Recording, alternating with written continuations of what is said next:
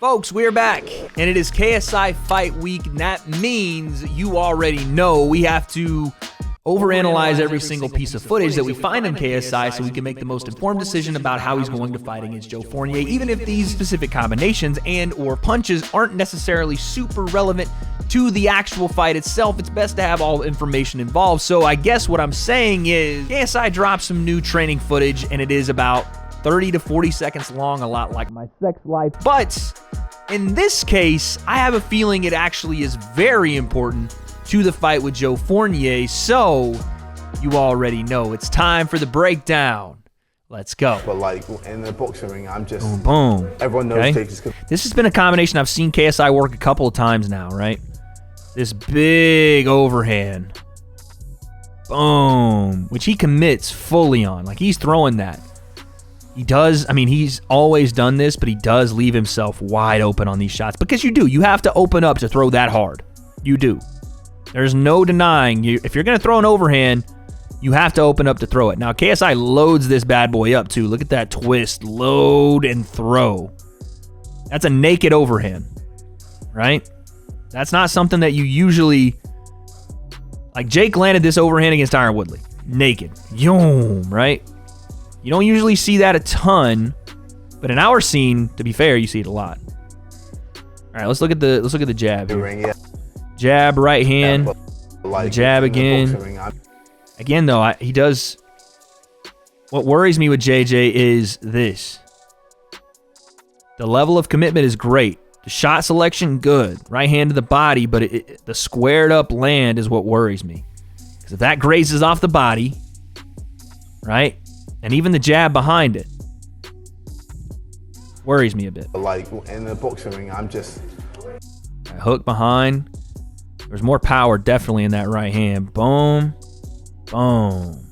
Right, he didn't get that turnover that he wanted because you commit so hard to this right hand. You got to land it. You want to turn that over even further. He's landing that inside of the glove. That elbow, turn that over. Boom, right? To be fair, I throw my overhand, and I think some people do. It just depends on how you throw it. You could throw thumb in or thumb up. Thumb up, it fucks my shoulder up. Anytime I throw that punch, I like to turn over and really get, just like I do with my hooks, my overhand, boom, same way. But this could absolutely land on Joe's chin, and he's going to sleep. KSI has ridiculous power. So this lands on the chin, you're done. Shout out to Guru. And then left hook to the body. See, that hook right there is the kind of hook I like to see. That's a nice hook. Jake is going to win that. And then you see him roll under that, right? Hook, and then roll.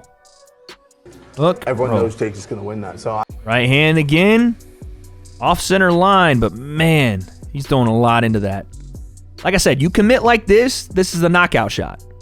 So you're saying fuck all defense at that point, which I'm not even mad at. You can't be defensive and offensive to this degree. You just can't.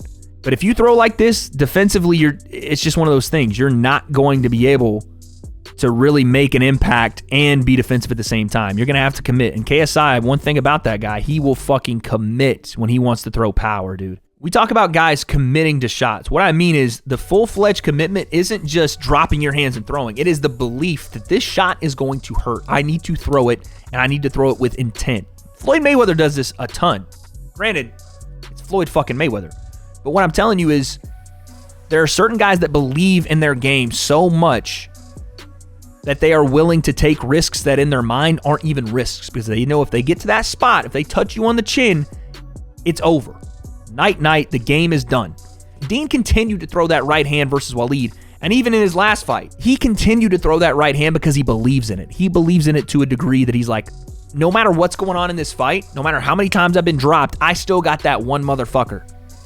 And he kept going to it. He finally found the chin.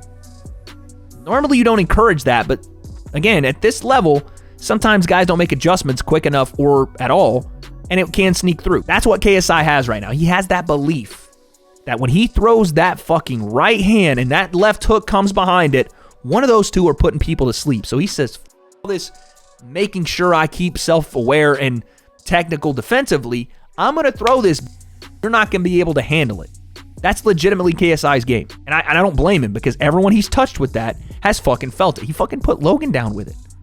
Crazy. So this is what we've seen KSI work a lot in his open workouts. Hands are low, but he's slipping the outside of that jab, and he's going uppercut, left hook, right hand. So you've seen him do this in open workouts, and I think he did this or tried to do this to temper. Slip, uppercut, left hook, right hand. So it's bang, bang, bang, bang, right? Again, great combination. I wonder, because KSI and them have been talking for a while now about the left hook. I wonder what they see in Joe that makes them think that left hook is going to make him susceptible to it. The fact that Joe keeps his head on the center line when he jabs is definitely something they want to take advantage of, but I would honestly just go bang, right hand over the top here. Obviously, they're drilling right now, so it doesn't really matter. They're just drilling specific stuff. But if that's the jab he gets from Joe, boom, that right hand behind it is that one, especially if he tries to frame on the lead shoulder like that. Uppercut, left hook, right hand. That's good stuff. And, do what Jake Paul. And then there's an overhand right. But again, I would argue, I don't know.